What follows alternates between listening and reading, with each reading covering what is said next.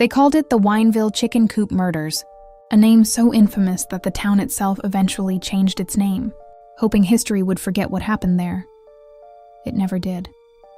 Between 1926 and 1928, children began disappearing from Southern California. At the center of the case was 20-year-old Gordon Stewart Northcott, a Canadian who had built a chicken ranch in the rural community of Wineville, California. Living with him was his 14-year-old nephew, Sanford Clark, who had been brought from Canada under the promise of helping on the ranch. Instead, Clark became a victim of years of abuse and intimidation. In August 1928, Sanford's older sister, Jessie, visited the ranch and realized something was terribly wrong. Sanford finally revealed that Northcott had murdered several boys and threatened to kill him if he ever spoke. Jessie returned to Canada and reported everything to a U.S. consul, who alerted authorities. When immigration inspectors arrived at the ranch on August 31st, Northcott fled into nearby woods after warning Sanford to delay the officers. Once he believed he was safe, Sanford told investigators the truth.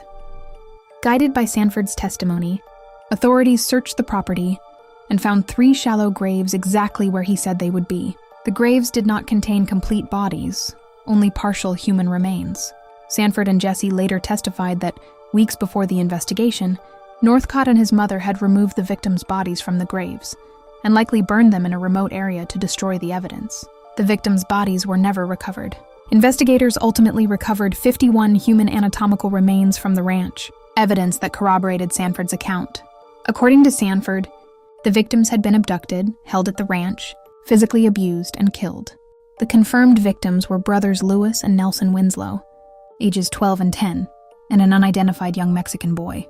Northcott and his mother, Sarah Louise Northcott, fled to Canada but were arrested weeks later and extradited to California. During the investigation, both gave conflicting confessions and later retracted them. Sarah confessed to killing 9-year-old Walter Collins, whose disappearance had already become a national story. But no conclusive evidence ever proved what happened to Walter, and his fate remains unknown.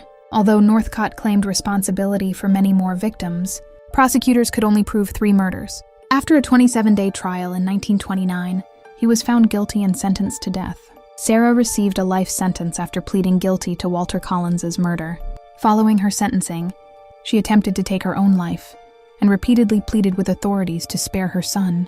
When she learned he would be executed, she even asked to be executed alongside him. Gordon Northcott was hanged at San Quentin State Prison on October 2, 1930, at the age of 23.